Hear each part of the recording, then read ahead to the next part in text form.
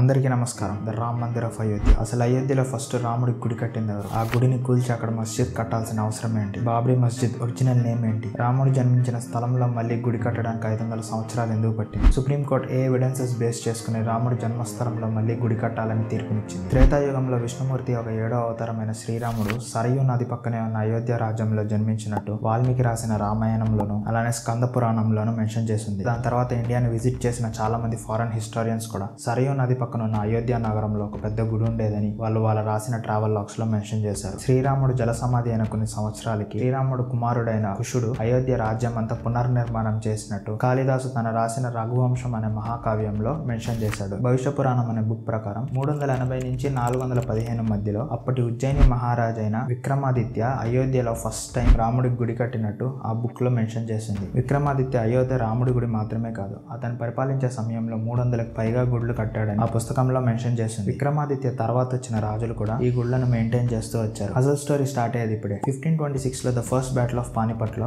బాబర్ ఇబ్రాహిం లోధిని చంపి మొఘల్ ఎంపైర్ ని ఇండియాలో ఎస్టాబ్లిష్ చేశాడు. అతను పరిపాలించిన టైంలో చాలా గుళ్లను ధ్వంసం చేసి మసీదులు కట్టాడు అనమాట. ఇదేం ఊరికే ఏం చేయలేదు. దీన్నే ఐకానోక్లాజం అంటారు. ఐకానోక్లాజం సింపుల్ గా చెప్పాలంటే ఒక రిలీజియస్ గ్రూప్ ఒక నమ్మకాలని వాల్యూస్ ని నాశనం చేయడమే ఐకానోక్లాజం. సో ఈ ప్రాసెస్ లోనే 1528 లో బాబర్ అయోధ్యలో ఉన్న రాముడి గుడిని కూల్చి అక్కడ ఒక మసీద్ కట్టమని తన కమాండర్ అయిన మీర్ బకీకి ఆర్డర్స్ ఇచ్చాడు. సో ఆర్డర్స్ ప్రకారం మీర్ బకీ అక్కడ ఉన్న మందిరాన్ని కూల్చి అక్కడ మసీద్ కట్టారు. కొంతమంది అడుగుతారు, రాముడి గుడి కూల్చి అక్కడే మసీద్ కట్టారని ప్రూఫ్ ఏంటి అని. అసలు బాబ్రీ మస్జిద్ ఒరిజినల్ నేమ్ ఏంటో తెలుసా? మస్జిద్ జన్మస్థాన్. ఎవరి జన్మస్థానమో ఎక్స్ప్లెయిన్ చేయక్కర్లేదు. ఇదే విషయం బాబర్ తన రాసిన ఆటోబయోగ్రఫీ అయిన బాబర్ నామాలో కూడా మెన్షన్ చేశాడు. బాబ్రీ మస్జిద్ కట్టిన తర్వాత కూడా మసీద్ పక్కనే ఉన్న రామ్ చబూత్రాలో హిందువులు రాముడికి పూజలు చేస్తూ ఉండేవాళ్ళు. రెండు కమ్యూనిటీస్ కి మధ్యలో అప్పుడప్పుడు గొడవలు వస్తూనే ఉండేవి. ఎందుకంటే రెండు కమ్యూనిటీస్ ఒకే ప్లేస్ లో వాళ్ళ దేవుళ్ళకి పూజలు చేస్తూ ఉన్నారు కాబట్టి. కానీ 1850లో హిందూ కమ్యూనిటీ అలానే ముస్లిం కమ్యూనిటీ ఈ రెండు కమ్యూనిటీస్ మధ్యలో గొడవలు బాగా పెద్ద అయ్యాయి అనమాట. సో అప్పుడు బ్రిటిష్ ప్రభుత్వం దీన్ని చూసి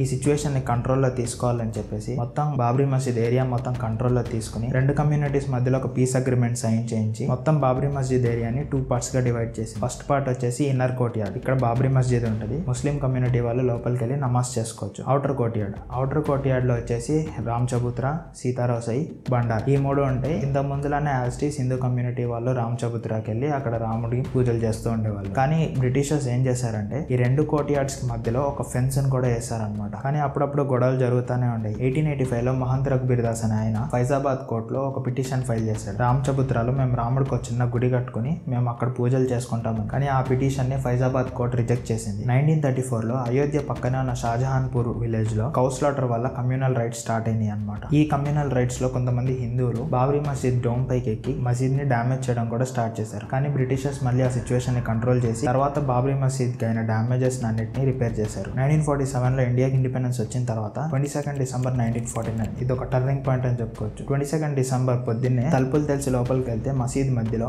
రాముడి విగ్రహం ఒకటి కనిపించింది. హిందువులు ఏమంటారంటే శ్రీరాముడే స్వయంగా అక్కడ వెలిసాడని, ముస్లింలు ఏమంటారంటే హిందువులే రాత్రి ఎవరికి తెలియకుండా లోపలికి చొరబడి ఆ విగ్రహాన్ని అక్కడ పెట్టారని ముస్లిమ్స్ అంటారు. సో రెండు కమ్యూనిటీస్ మధ్యలో మళ్ళీ గొడవ బాగా పెద్దదైనప్పుడు సెంట్రల్ గవర్నమెంట్ అలానే స్టేట్ గవర్నమెంట్ రెండు ఈ సిచ్యువేషన్ ని కంట్రోల్ చేయాలని చెప్పి మొత్తం బాబ్రీ మసీద్ ఏరియాని సీల్ చేసి జనాలను ఎవరిని అలౌ చేయలేదు. అటు హిందువులకి ఇటు ముస్లింకి ఎవరికి అలౌ లేదన్నమాట. కానీ పూజారికి మాత్రమే అలౌ చేసేవాళ్ళు అక్కడ రాముడి విగ్రహానికి పూజ చేయడానికి. కానీ 14 రోజుల తర్వాత 5th జనవరి 1950లో మహంత్ రామచందర్ దాస్ అలానే గోపాల్ విశ్రాజ్ ఇద్దరు ఫైజాబాద్ సివిల్ కోర్ట్ లో violation of right to worship కింద 2 పిటిషన్స్ ఫైల్ చేశారు. రిగార్డింగ్ రాముడి విగ్రహాన్ని అక్కడే ఉంచాలి, దాన్ని తీయకూడదని అండ్ విగ్రహానికి పూజలు ఇంకా కంటిన్యూ చేయాలని చెప్పి. ఇదే విషయం మీద 1959లో నిర్మోహి అఖాడా కూడా ఇంకో పిటిషన్ వేసింది. నిర్మోహి అఖాడా వచ్చేసి Hindu sadhus national organization. So 1961లో దానికి రివెంజ్ గా యూపీ సున్నీ వక్ఫ్ బోర్డ్ వాళ్ళు ఒక పిటిషన్ ఫైల్ చేశారు. ఏంటంటే మొత్తం బాబ్రీ మస్జిద్ ఏరియా కంట్రోల్ మొత్తం ఆ బోర్డ్ కి ఇవ్వాలని, అలానే రాముడి విగ్రహం అక్కడి నుంచి తీసేయాలని చెప్పి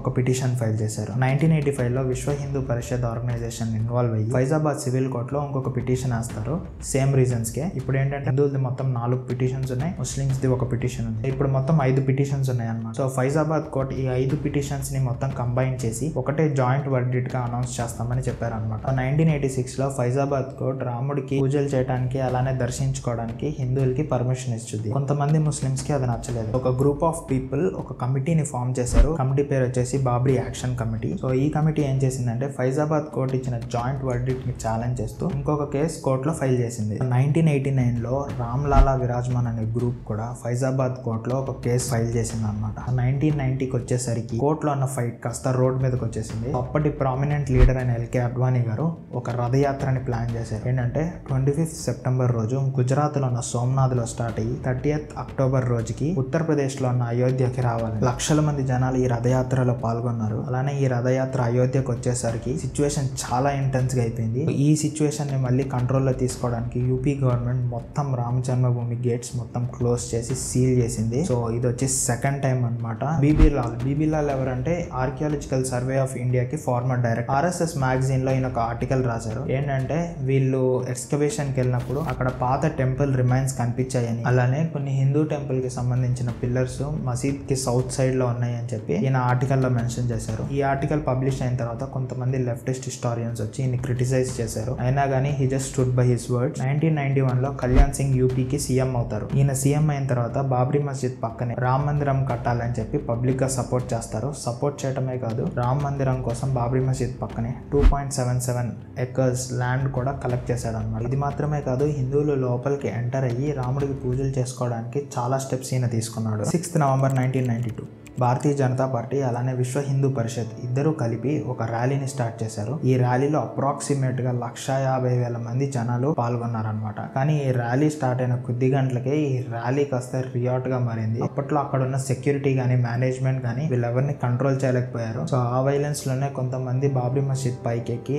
అక్కడ సాఫ్రాన్ జెండాని పెట్టారు. సో ఈ ఇన్సిడెంట్ తర్వాత దేశం అంతా కమ్యూనల్ రైట్స్ మొత్తం స్ప్రెడ్ అయిపోయి ముంబై, ఢిల్లీ, సూరత్, కాన్పూర్ మొత్తం దగ్గర 2,000 మంది జనాలకు పైగా చనిపోయారు. 1992 ముంబై సీరియల్ బ్లాస్ట్ కానీ 2002 గోద్రా రియాట్స్ కానీ ఇవన్నీ ఈ కమ్యూనల్ రైట్స్ లో భాగమే. ఈ ఇన్సిడెంట్ వల్ల పాకిస్తాన్ లో, బంగ్లాదేశ్ లో ఉన్న చాలా హిందూ దేవాలయాన్ని కూడా ధ్వంసం చేశారు. 16th డిసెంబర్ 1992 అప్పటి ప్రైమ్ మినిస్టర్ అయిన పివి నరసింహారావు గారు ఒక ఎంక్వైరీ కమిషన్ ని సెటప్ చేశారు. దాని తర్వాత Ayodhya acquisition act 1993 court pass చేసింది. ఈ యాక్ట్ లో భాగంగా 68 acres of land central government acquire చేసింది, ఇంక్లూడింగ్ ద డిస్ప్యూటెడ్ ల్యాండ్. 2002 లో రామ్ జన్మభూమి కేసు వచ్చేసి ఫైజాబాద్ కోర్ట్ నుంచి అలహాబాద్ హైకోర్ట్ కి ట్రాన్స్ఫర్ అవుతుంది. అలహాబాద్ హైకోర్టులో 3 judges బెంచ్ వచ్చి ఆర్కియాలజికల్ సర్వే ఆఫ్ ఇండియాకి ఒక ఆర్డర్స్ పాస్ చేస్తుంది. ఏంటంటే నిజంగానే బాబ్రీ మసీద్ కింద టెంపుల్ ఏదైనా ఉందా లేదా అని చెక్ చేయమని చెప్పుద్ది.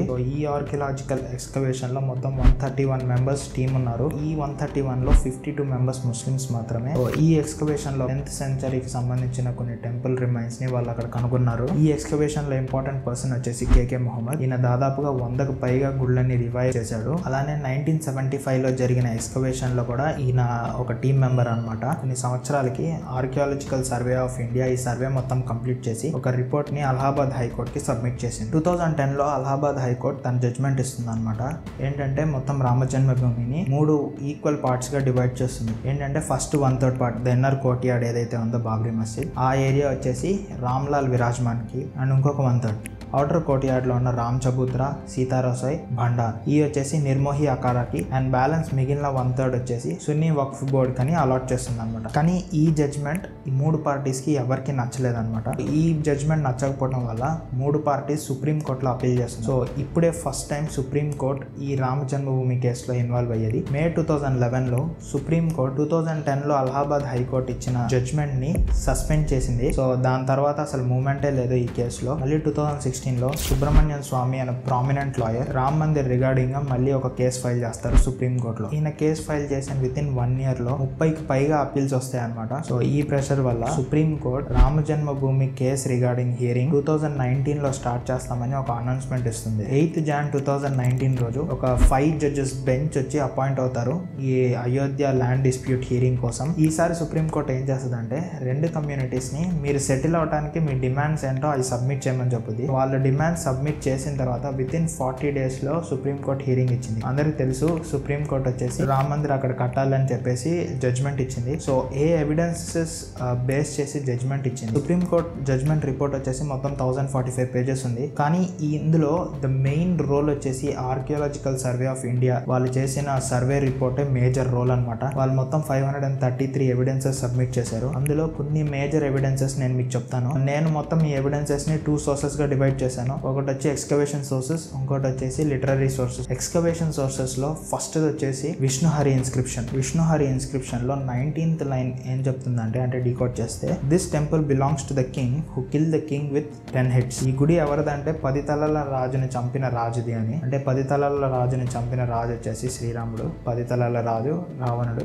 This temple belongs to the king who kill the king with 10 heads. అక్కడ క్లారిటీ అయిపోయింది. అండ్ సెకండ్ వచ్చేసి హిందూ బెల్ అనమాట. బాబ్రీ మస్జిద్ పిల్లర్ లో గంట అటాచ్ చేస్తుంది. నార్మల్ గా ముస్లిం ప్రేయర్స్ లో హారతి గానీ బెల్ గానీ పెద్దగా యూజ్ చేయరు. మన హిందూ ధర్మంలో హారతికి గానీ గంటకు గానీ చాలా ప్రత్యేకత ఉంది. థర్డ్ వచ్చేసి కలశం స్కల్ప్చర్డ్ పిల్లర్స్ అనమాట. కలశం బొమ్మలతో ఉన్న పిల్లర్స్ మొత్తం 12 పిల్లర్స్ వచ్చేసి మస్జిద్ లోపల ఉన్నాయి. ఫోర్త్ వచ్చేసి రామ్ మందిర్ అని ఎన్గ్రేవ్ చేస్తుంది మొత్తం మస్జిద్ వాల్స్ అంతా. అండ్ ఫిఫ్త్ వచ్చేసి lotus symbol on the dome. Lotus వచ్చేసి మన హిందూ ధర్మంలో it represent spiritual enlightenment. And even Lakshmidevi కూడా లోటస్ మీద కూర్చుని ఉంటుంది. అండ్ ఈ వచ్చేసి ఎక్స్కవేషన్ సోర్సెస్. అలానే ఇప్పుడు లిటరరీ సోర్సెస్ చూస్తే ఫస్ట్ వచ్చేసి గురునానక్ గారు అయోధ్య వెళ్ళినప్పుడు అక్కడున్న సరయూ నదిలో స్నానం చేసి రామ మందిరంలో రామదర్శనం చేసుకున్నట్లు తన డిసైపుల్ అయిన మర్దనాకి చెప్పాడని గురునానక్ గారి బయోగ్రఫీ అయిన జన్మసాకి అనే బుక్ లో మెన్షన్ చేస్తుంది.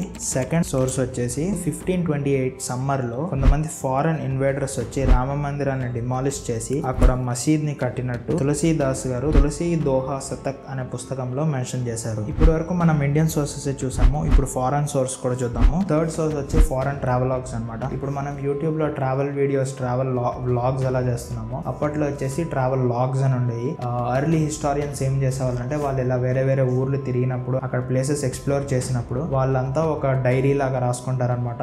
ఆ ప్లేస్ ఒక స్పెషాలిటీస్ ఏంటి, అక్కడ వాళ్ళు ఏమేమి చూసారని. సో ఇవన్నీ ట్రావెల్ లాగ్స్ అని వస్తాయి. మూడోది వచ్చి ట్రావెల్ లాగ్స్ కూడా ఎవిడెన్స్ లో ఇంక్లూడ్ చేశారు. సో అందులో ఫస్ట్ వచ్చేసి విలియం ఫ్రెంచ్ అనే ఆయన. ఈయన వచ్చి ఒక బ్రిటిష్ ట్రావెలర్. సో ఈయన ఒక బుక్ కూడా రాశాడు, early travels in India 1583 to 1619. ఈయన ఈ బుక్ లో మెన్షన్ చేశాడు ఈయన అయోధ్య వచ్చినప్పుడు ఒక పెద్ద క్యాసిల్ రూయిన్స్ వచ్చేసి ఆయన అక్కడ చూశాడని. అది వచ్చేసి శ్రీరాముడు క్యాసిల్ అయి ఉంటది అని ఫస్ట్ దాంట్లో చెప్పాడు. అలానే the castle refers to mount known as the Ram Kot or the fort of Rama. William Finch లానే ఇంకొక ఫారెన్ ట్రావెలర్ వచ్చేసి జోసెఫ్ టిఫెన్థెలర్ అనమాట. ఈయన వచ్చి ఒక ఆస్ట్రియన్ ట్రావెలర్. ఈయన తన ట్రావెల్ లాగ్ లో ఏం మెన్షన్ చేశాడంటే emperor Aurangzeb got the fortress called Ram Kot demolished and got a Muslim temple with triple domes constructed at the same place అని. Others say it was constructed by Babur. So ఇది వచ్చేసి Joseph Tieffenthaler ఒక testimony. Fourth వచ్చేసి British government ఒక official documents అనమాట. First వచ్చేసి Alexander Cunningham. ఈయన వచ్చేసి ఆర్కియాలజికల్ సర్వే ఆఫ్ ఇండియాకి ఫస్ట్ డైరెక్టర్ అనమాట. అవధ్ ప్రావిన్స్ అఫీషియల్ డాక్యుమెంట్స్ లో అలెగ్జాండర్ కనింగ్హామ్ గారు